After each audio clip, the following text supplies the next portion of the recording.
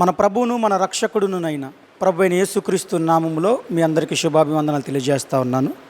కొరింథీయులకు రాసినటువంటి మొదటి పత్రిక 1వ అధ్యాయము 19వ వచనంలో జ్ఞానుల జ్ఞానమును నాశనము చేతును, వివేకుల వివేకమును శూన్యపరుతును అని రాయబడి ఉన్నది. చూడండి ప్రియ దేవుని బిడ్డలారా, దేవుడు ఒక ఆలోచన చేయబోతున్నాను.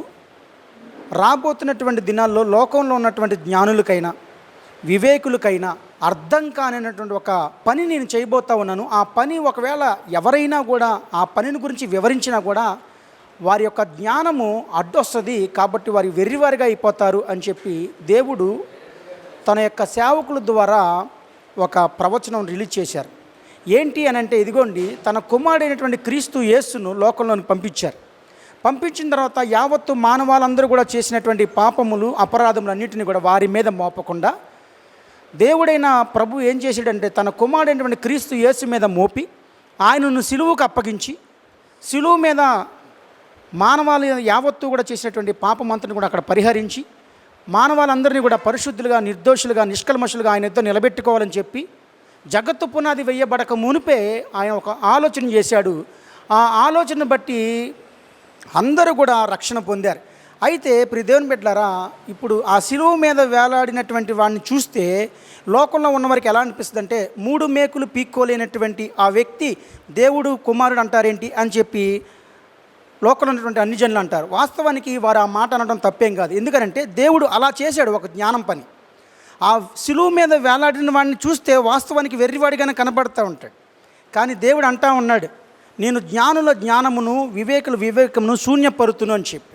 సో ఆ శిలువ మీద వేలాడిన వాడిని చూస్తేనే రక్షింపబడతారు అని దేవుడు ఒక ఆలోచన చేస్తే, అన్యజనులకేమో ఇతడు దేవుడు కుమారుడు కాడు, ఇతడు చనిపోతున్నటువంటి వాడిని దేవుడు కుమారుడు అంటారేంటని వాళ్ళ జ్ఞానం అడ్డొచ్చి, లేదు ఇదేదో ట్రాష్, ఇదేంటి కాక్ అండ్ బుల్ స్టోరీస్ అని చెప్పి వాళ్ళు దాన్ని తృణీకరించేస్తున్నారు.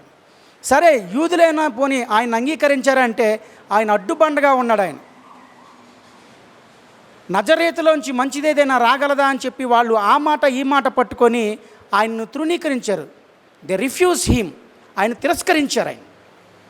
సో అన్ని జనులకేమో వెర్రివాడిగా కనబడతా ఉన్నాడు, యూదులకేమో అడ్డుబండగా కనబడతా ఉన్నాడు. కానీ ప్రియ దేవుని బిడ్డలారా, నేను ఆయన సేవకుడిగా మీకు చెప్తున్నాను, ఆ సిలువ మీద వేలాడిన వాడిని మీరు ఆయన యందు విశ్వాసం ఉంచినట్లయితే కనుక దేవుడు తన యొక్క శక్తిని, తన యొక్క ఆలోచనను మీ ఎడల జరిగించడానికి, ఈ లోకంలో ఉన్నటువంటి జ్ఞానులందరినీ కూడా శూన్యపరచడానికి, నీవు వెర్రివాడిగా ఈ విషయంలో మాత్రం నీ జ్ఞానమును ఆధారం చేసుకోకుండా ఆ సిలువ మీద వేలాడిన వాడిని విశ్వసించి నీవు కనుక ఆయన ద్వారా కనుక నువ్వు ఆయన రక్తంలో కడుక్కోబడితే కనుక ఖచ్చితంగా దేవుడు తన శక్తి చేత మృతులలోంచి పునరుద్ధానం ఆయనకి ఎలాగైతే కలిగిందో నీకు కూడా మృతులలోంచి పునరుద్ధానం ఇవ్వడానికి ఆయన ఒక మంచి ఆలోచన చేశావు అన్నాడు.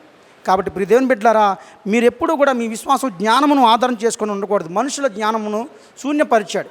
కాబట్టి ఈ లోకంలో జ్ఞాని ఏ మాయను, శాస్త్రి ఏ మాయను, ఈ లోక జ్ఞానమును దేవుడు వెర్రితనంగా చేసేసాడు. కాబట్టి ప్రియ దేవుని బిడ్డలారా, మీరు గమనించి ఆ సిలువ మీద వేలాడిన వాడు దేవుడు చేసిన పనిది, దేవుడు చేసిన ఆలోచన, దేవుడు చేసిన జ్ఞానం, దేవుడు చేసిన నీతి. ఆయన యందు విశ్వాసం ఉంచడం ద్వారానే మీకు నీతి కలుగుతుంది, మీరు పరిశుద్ధులుగా తీర్చబడతారని నేను ఆయన సేవకుడిగా తెలియజేస్తా ఉన్నాను. కాబట్టి ప్రియ దేవుని బిడ్డలారా, దేవుడు జగత్తు పునాది వేయబడక మునిపే నీ కొరకు చేసినటువంటి ఈ ఆలోచనను, నీ జ్ఞానమును ఆధారం చేసుకొని ఆ సిలువ మీద వేలాడిన మనం తృణీకరించుకోవద్దు. ఆయన యందు విశ్వాసం ఉంచినట్లయితే కనుక ఖచ్చితంగా నీకు మృతుల నుంచి పునరుద్ధానం కలుగుతుందని నేను ఆయన సేవకుడిగా మీకు తెలియజేస్తాను. కాబట్టి ప్రియ దేవుని బిడ్డలారా, ఈ వాక్యం ఏంటంటే మీరందరూ కూడా ఆయనను అంగీకరించాలని, ఆయన యందు విశ్వాసం ఉంచాలని, మీ దగ్గరలో ఉన్నటువంటి సంఘాలకు వెళ్ళి మేము ప్రభువుని అంగీకరిస్తున్నామని చెప్పి ఆ సంఘాలు వేరుపారితే మీ పాపమునంతా కూడా తీసివేసిన క్రీస్తు రక్తము మీ ప్రతి పాపం నుంచి విమోచించి మిమ్మల్ని పరిశుద్ధులుగా, నిర్దోషులుగా, నిష్కల్మషులుగా పరలోక రాజ్యంలో చేస్తారని చెప్పి దేవుని యొక్క సేవకుడిగా నేను తెలియజేస్తాను. కాబట్టి ఈ విషయంలో మాత్రం నీవు నీ పనిలోనూ, నీ ఉద్యోగంలో, నీ వ్యాపారంలో నీ జ్ఞానం ఉపయోగించు. కానీ ఈ రక్షణ విషయంలో మాత్రం ఆ సిలువ మీద వేలాడిన వాడిని ద్వారానే మీకు రక్షణ అని చెప్పి నేను ఆయన సేవకుడిగా తెలియజేస్తాను. కాబట్టి మీ జ్ఞానం మాత్రం ఈ విషయంలో మాత్రం ఉపయోగించొద్దు. దేవుడు చేసిన జ్ఞానం అది. చూసేవారందరికీ వెర్రివారుగానే కనబడతా ఉంటాడు, కానీ ఆయన ఎవరైతే నమ్ముతున్నారో అది దేవుని శక్తి అని చెప్పి నేను ఆయన సేవకుడిగా తెలియజేస్తూ ఈ మాటలన్నింటినీ కూడా మీరు హృదయంలో పెట్టుకోవాల్సి చెప్పి ఆయన సేవకుడిగా మీకు తెలియజేస్తూ ఉన్నాను. ప్రార్థన చేసుకుందాం. స్తోత్రములు తండ్రి, పరిశుద్ధుడైన మా ప్రభువానికి వందనాలు, స్తోత్రాలు. నీ ఘనమైన నామమునకు మహిమ ఘనత ప్రభావం కలుగునుగాక. మీరు చేసినటువంటి ఆ ఆలోచనను నాయన నీ సేవకుని ద్వారా నాయన ప్రజలందరికీ కూడా తెలియజేసి ఉన్నారు.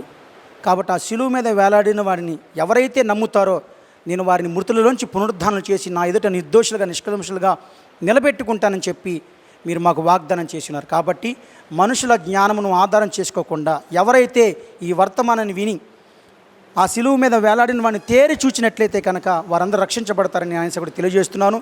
అలాగే నాయన ఈ వాక్యం వింటున్న ప్రతి దేవుని బిడ్డలందరూ కూడా జ్ఞాపకం చేసుకొని ఆర్థికంగా, ఆరోగ్యంగా, ఆత్మీయంగా బలపరిచి వారికి కావలసిన సమృద్ధి అన్నిటిని దయచేసి అనారోగ్యాలు స్వస్థపరచండి. బిడ్డలు నాన్న వెళుతున్న ప్రయాణాలు దేవుడిని నడిపించండి. వారి ఉద్యోగాలు, వారి వ్యాపారాలు అన్నింటిని కూడా దీవించి వీరు నీ రాకడ ముందు వీరు ఎత్తబడే సంఘం ఉండేలాగా దీవించమని, మహిమ ఘనత ప్రభావం మీరే పొందమని మా ప్రభువును మా రక్షకుడును నైనా యేసుక్రీస్తు నామమున ప్రార్థించి వేడుకుంటున్నాము తండ్రి. ఆమేన్. ప్రియ దేవుని బిడ్డలారా, ఈ వాక్యం మీకు ఆశీర్వాదం ఉన్నది కనుక షేర్ చేసుకోండి, సబ్స్క్రైబ్ చేయండి. God bless you. షాలం to all.